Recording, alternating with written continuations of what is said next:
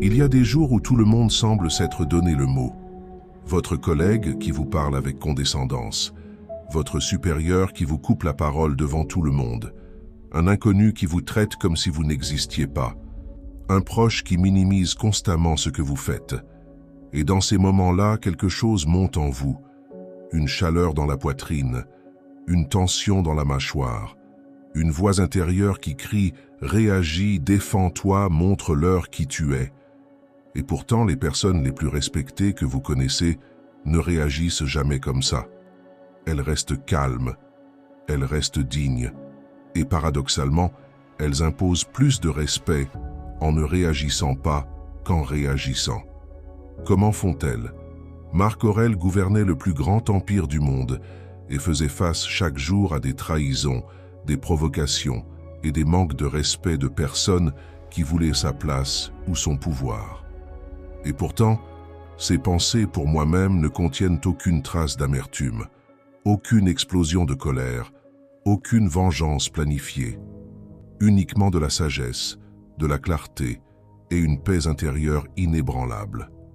Dans cette vidéo, nous allons décrypter ensemble la méthode stoïcienne complète pour rester absolument calme quand tout le monde vous manque de respect.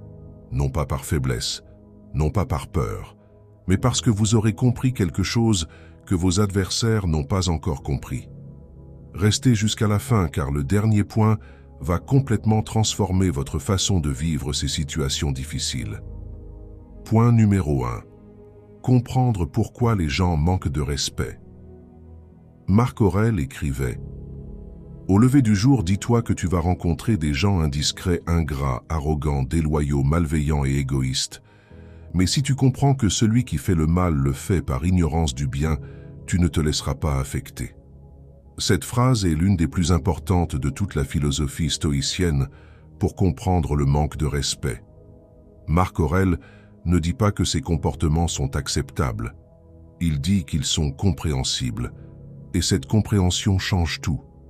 Quand quelqu'un vous manque de respect, il le fait presque toujours depuis un état de souffrance, d'insécurité ou d'ignorance. La personne arrogante cache souvent une profonde insécurité intérieure. La personne condescendante a besoin de se sentir supérieure parce qu'elle ne se sent pas suffisante. La personne qui vous diminue essaie de compenser sa propre petitesse. Cette compréhension ne signifie pas excuser le comportement. Elle signifie ne plus le prendre personnellement.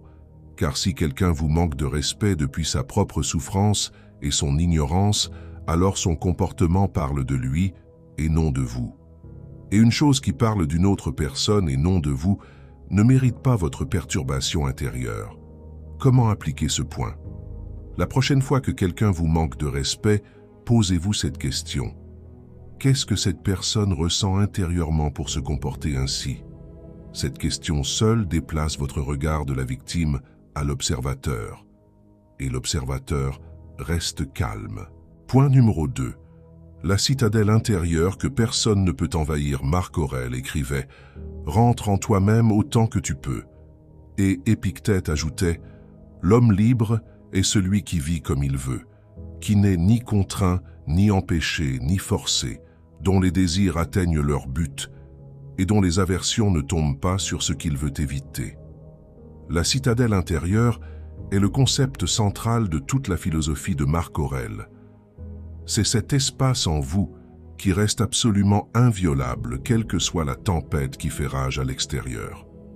Votre corps peut être contraint, votre réputation peut être attaquée, votre situation professionnelle peut être menacée, mais votre jugement intérieur, votre paix, votre sens de votre propre valeur, ces choses-là ne peuvent être touchées que si vous les laissez être touchées.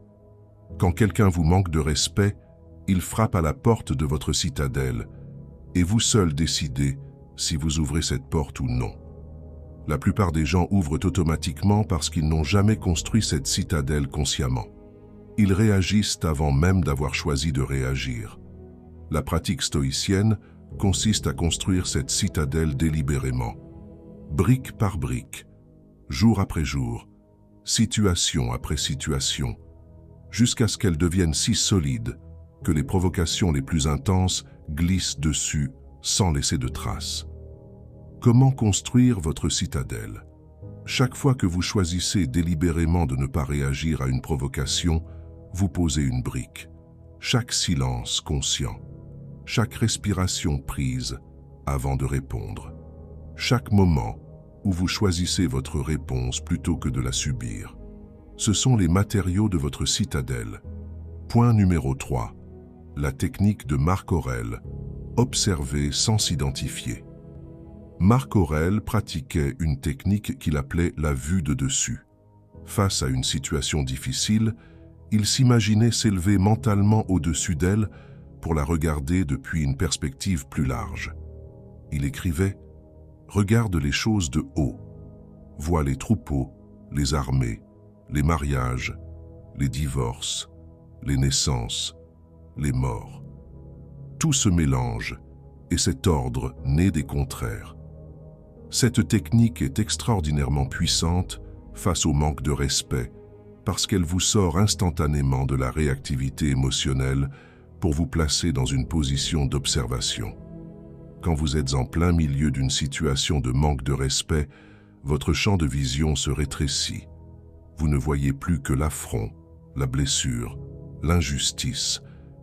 Et dans cet état de vision étroite, votre réaction sera toujours émotionnelle et souvent regrettable.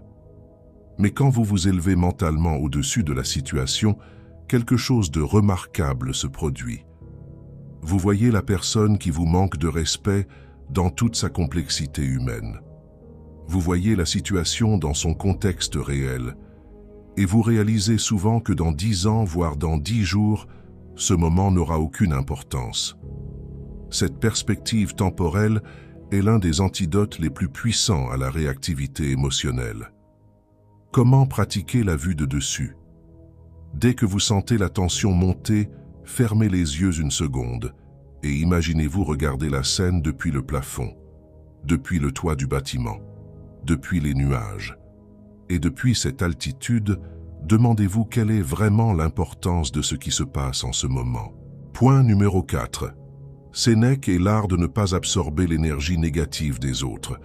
Sénèque écrivait dans ses lettres à Lucilius « Retire-toi de la compagnie de ceux qui t'abaissent et fréquente ceux qui peuvent t'élever ». Il ajoutait cette phrase d'une précision remarquable. Rien n'est aussi dévastateur pour le caractère que de passer son temps dans la foule. Car la foule nous contamine toujours de quelque chose. L'énergie est contagieuse. C'est une réalité que les neurosciences ont confirmée avec le concept de neurones miroirs. Notre cerveau est littéralement conçu pour ressentir et reproduire les états émotionnels des personnes qui nous entourent. C'est pour ça que passer du temps avec des personnes calmes et positives vous rend progressivement plus calme et positif. Et c'est pour ça que passer du temps avec des personnes agitées, négatives et irrespectueuses vous contamine de leur énergie si vous ne vous en protégez pas activement. La pratique stoïcienne de non-absorption de l'énergie négative consiste à créer une membrane invisible entre vous et les comportements irrespectueux. Vous observez le comportement, vous le reconnaissez, mais vous choisissez de ne pas le laisser traverser cette membrane et atteindre votre état intérieur. Comment développer cette membrane? Visualisez littéralement, avant d'entrer dans une situation difficile, une couche protectrice invisible autour de vous. Les comportements négatifs arrivent jusqu'à cette couche et glissent dessus. Vous les voyez, vous les entendez, mais ils ne vous pénètrent pas. Point numéro 5. La réponse la plus puissante, le calme délibéré. Épictète enseignait « Si quelqu'un réussit à te mettre en colère, sache que c'est ton jugement qui t'a mis en colère. » Et Marc Aurèle écrivait « La meilleure vengeance est de ne pas ressembler à celui qui t'a blessé. Quand quelqu'un vous manque de respect, il crée un déséquilibre. Il sort de son calme, de sa dignité, de son comportement social acceptable, et il vous invite implicitement à faire de même. Si vous acceptez cette invitation, vous descendez à son niveau. Vous validez son comportement et vous perdez l'avantage moral que vous aviez naturellement depuis le début. Mais si vous répondez avec un calme délibéré et absolu, vous faites quelque chose de radicalement différent. Vous refusez l'invitation, vous maintenez votre niveau et vous créez un contraste saisissant entre votre comportement et le sien. Ce contraste parle plus fort que n'importe quelle réponse verbale. Il dit à tous ceux qui observent cette personne a perdu son calme et sa dignité. Cette personne-là les a gardés. Qui mérite le respect ici? La réponse est évidente et elle n'a pas besoin d'être dite. Elle se voit. Comment pratiquer le calme délibéré? Entraînez-vous dans les petites provocations quotidiennes. Le conducteur agressif, la file d'attente frustrante, le commentaire déplacé d'un inconnu. Chaque fois que vous choisissez le calme dans ces petites situations, vous renforcez votre capacité à le maintenir dans les grandes. Avant de continuer, j'ai quelque chose d'important à vous partager. Si vous regardez cette vidéo, c'est probablement parce que vous cherchez à développer ce calme inébranlable qui fait que plus rien ni personne ne peut vous déstabiliser vraiment. J'ai créé spécialement pour vous une méditation de 21 jours pour reprendre le contrôle de votre énergie et construire cette maîtrise intérieure absolue pas à pas. Chaque matin et chaque soir avant de dormir, vous suivez la méditation guidée et au bout de 21 jours, vous verrez une transformation réelle dans votre façon de réagir aux situations les plus difficiles. Le lien est directement dans la description de cette vidéo. Allez y jeter un œil après avoir regardé cette vidéo jusqu'à la fin. Point numéro 6. Épictète et la liberté absolue face au jugement des autres. Épictète était esclave. Et pourtant, il était l'homme le plus libre de Rome, parce qu'il avait compris quelque chose que ses maîtres n'avaient pas compris. La vraie liberté n'est pas extérieure, elle est intérieure, et elle réside entièrement dans ce qu'il appelait la proairesis, cette faculté de jugement intérieur que personne ne peut jamais vous enlever. Il écrivait « On peut enchaîner mon corps, on ne peut pas enchaîner ma volonté. On peut me forcer à faire des choses. On ne peut pas me forcer à les approuver intérieurement. » Cette distinction entre ce qui vous arrive extérieurement et ce que vous en faites intérieurement est la clé absolue de la liberté stoïcienne face au manque de respect.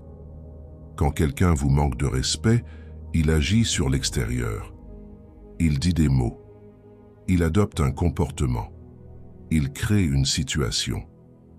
Mais votre réaction intérieure à ces mots, à ce comportement, à cette situation, vous appartient entièrement.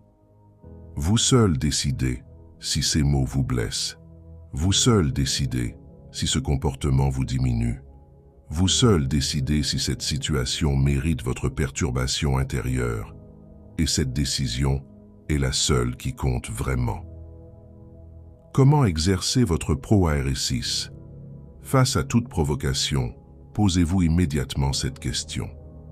Quelle est la signification que je choisis de donner à ce qui vient de se passer? Pas la signification automatique, la signification choisie. Point numéro 7. La pratique du recadrage stoïcien.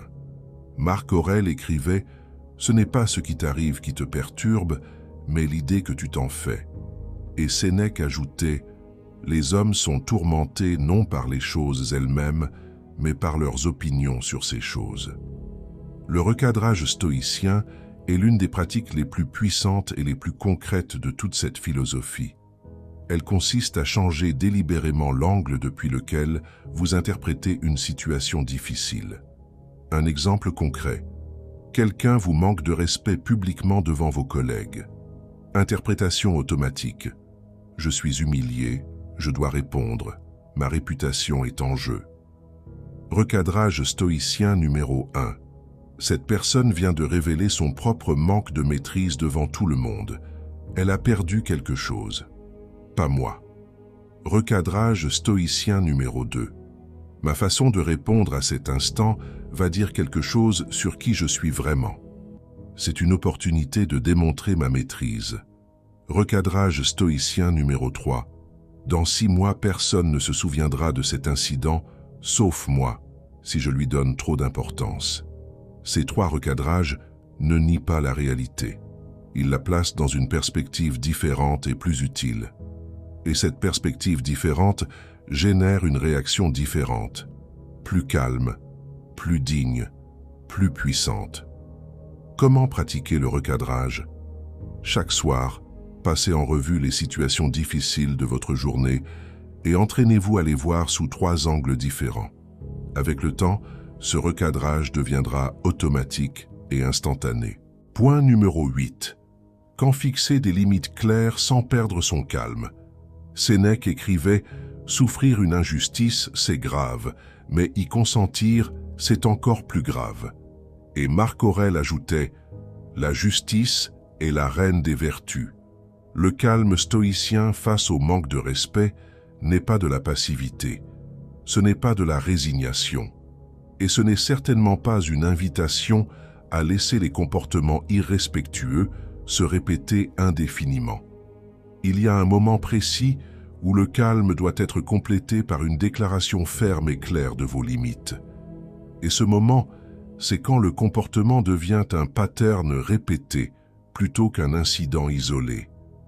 La différence fondamentale entre la réaction émotionnelle et la limite stoïcienne, c'est l'état depuis lequel elle est exprimée. La réaction émotionnelle vient de la blessure, de la colère, du besoin de se défendre. La limite stoïcienne vient du calme, de la clarté, du respect de soi-même. Je vous dis calmement et clairement que ce type de comportement n'est pas acceptable pour moi. Si cela continue, je mettrai fin à cette relation ou à cette situation. Cette déclaration faite depuis un état de calme absolu est 1000 fois plus puissante qu'une explosion de colère. Elle ne laisse aucun doute sur votre sérieux. Elle ne donne à l'autre aucune émotion à exploiter. Et elle vous préserve votre dignité intacte. Point numéro 9. L'outil de Marc Aurèle. La préméditation du matin. Chaque matin, Marc Aurèle pratiquait ce qu'on appelle la préméditation. Avant de commencer sa journée, il anticipait mentalement les difficultés qu'il allait rencontrer.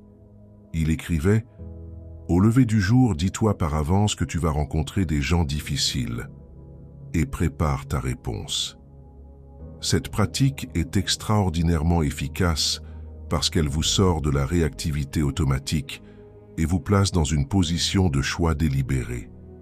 Quand une situation difficile arrive et que vous n'y étiez pas préparé, votre cerveau réagit depuis le mode survie, émotionnel, rapide, souvent excessif. Mais quand vous avez déjà imaginé la situation et décidé à l'avance comment vous allez y répondre, votre cerveau reconnaît la situation et active la réponse choisie plutôt que la réponse automatique. C'est exactement le même principe que l'entraînement sportif.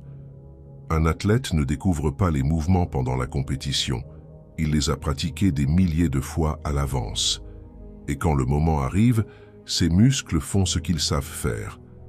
La préméditation stoïcienne fait la même chose pour votre cerveau. Comment pratiquer la préméditation? Chaque matin, prenez 3 minutes pour identifier les situations potentiellement difficiles de votre journée et décidez à l'avance comment vous allez y répondre avec calme et dignité. Cette simple pratique transforme radicalement votre façon de vivre les provocations. Point numéro 10. La gratitude comme antidote à la perturbation. Sénèque écrivait « Apprends à être reconnaissant pour ce que tu as reçu et tu verras que tu as déjà beaucoup. » Et Marc Aurèle commençait souvent ses pensées par des remerciements envers ceux qui lui avaient appris quelque chose de précieux. La gratitude peut sembler déplacée face au manque de respect. Et pourtant, elle est l'un des antidotes les plus puissants à la perturbation émotionnelle. Voici pourquoi. Quand quelqu'un vous manque de respect, votre attention se fixe entièrement sur ce manquement, sur la blessure, sur l'injustice. Et cette fixation amplifie votre douleur bien au-delà de ce que la situation mérite réellement. Mais quand vous pratiquez la gratitude délibérément, vous déplacez votre attention vers ce qui fonctionne, vers ce qui est bien, vers ce que vous avez plutôt que vers ce qui vous manque ou vous blesse. Et ce déplacement d'attention change instantanément votre état émotionnel. Pas parce que vous niez la situation, mais parce que vous refusez de la laisser occuper tout l'espace de votre conscience. Comment pratiquer la gratitude comme antidote? Dans les moments de tension, identifiez mentalement 3 choses concrètes pour lesquelles vous êtes reconnaissant en ce moment précis. Votre santé, votre liberté intérieure, vos capacités, vos proches. Cette pratique de 30 secondes coupe instantanément le cycle de la perturbation. Point numéro 11. Le bilan du soir. Transformer l'expérience en sagesse. Sénèque écrivait « Chaque soir, avant de m'endormir, je passe ma journée en revue. Je n'omets rien. Je n'ai pas peur de regarder mes erreurs en face, car je peux me dire à moi-même « Veille à ne plus faire cela. Cette fois, je te pardonne. » Marc Aurèle pratiquait la même chose dans ses pensées. Et c'est cette pratique qui transformait ses expériences difficiles en leçons de sagesse plutôt qu'en source de ressentiment.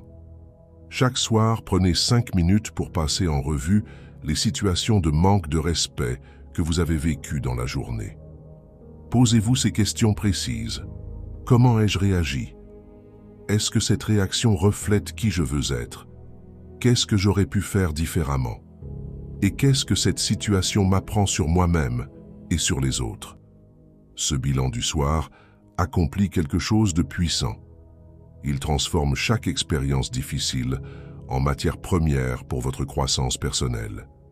Il vous empêche de porter le poids de la journée dans votre sommeil et il prépare votre esprit à mieux répondre aux situations similaires demain. La sagesse stoïcienne ne vient pas de l'évitement des situations difficiles. Elle vient de la transformation délibérée de ces situations en leçons de vie. Point numéro 12. Le secret final. L'indifférence aux opinions extérieures. C'est le point le plus profond et le plus libérateur de toute cette vidéo. Marc Aurèle écrivait « Combien de temps encore vas-tu attendre d'être le meilleur avant de le devenir ?» Et Épictète ajoutait avec une clarté absolue « Si tu cherches l'approbation des autres, tu seras leur esclave pour toujours. » La vérité fondamentale que les stoïciens avaient comprise, c'est que la sensibilité au manque de respect vient presque toujours d'un besoin inconscient d'approbation extérieure. Si votre sens de votre propre valeur dépend du regard des autres, alors tout regard négatif, toute critique, tout manque de respect devient une menace existentielle pour votre estime de vous-même. Et cette menace déclenche automatiquement une réaction défensive. Mais si votre sens de votre propre valeur vient de l'intérieur, si vous savez qui vous êtes, ce que vous valez et ce que vous représentez indépendamment de ce que quiconque pense de vous, alors le manque de respect devient quelque chose que vous observez, pas quelque chose que vous subissez, pas quelque chose qui vous définit, pas quelque chose qui mérite votre perturbation, c'est juste le comportement d'une autre personne qui parle d'elle et non de vous. Et cette réalisation est la liberté absolue. Comment développer cette indépendance intérieure? Chaque jour, renforcez votre relation à vous-même, vos valeurs, vos accomplissements, votre croissance personnelle. Construisez votre estime de vous sur des fondations intérieures et indestructibles, et observez progressivement comment le regard des autres perd son pouvoir sur votre paix intérieure. Et si vous voulez aller encore plus loin dans cette transformation, n'oubliez pas que ma méditation de 21 jours est disponible dans la description. Des centaines de personnes l'ont déjà utilisée pour développer cette maîtrise intérieure absolue et ne plus jamais être perturbé par les comportements des autres. Le lien est juste en dessous. À vous de jouer. Voilà mes amis, la méthode stoïcienne complète pour rester calme quand tout le monde vous manque de respect. 12 points, 12 outils concrets que Marc Aurèle, Épictète et Sénèque ont développés et pratiqués dans des conditions bien plus difficiles que celles que nous affrontons aujourd'hui. Rappelez-vous, votre calme n'est pas une faiblesse. C'est votre arme la plus puissante. Votre dignité n'est pas quelque chose que les autres peuvent vous prendre. C'est quelque chose que vous seul pouvez abandonner. Et votre paix intérieure n'est pas conditionnelle au comportement des autres, elle est le fruit d'un travail délibéré et quotidien sur vous-même. Commencez dès demain matin avec la préméditation. 3 minutes. Anticipez les difficultés, décidez à l'avance qui vous allez être et observez comment votre journée se transforme. Si cette vidéo vous a apporté quelque chose, n'oubliez pas d'appuyer sur le bouton « J'aime » et de vous abonner pour ne manquer aucune prochaine vidéo. À très bientôt.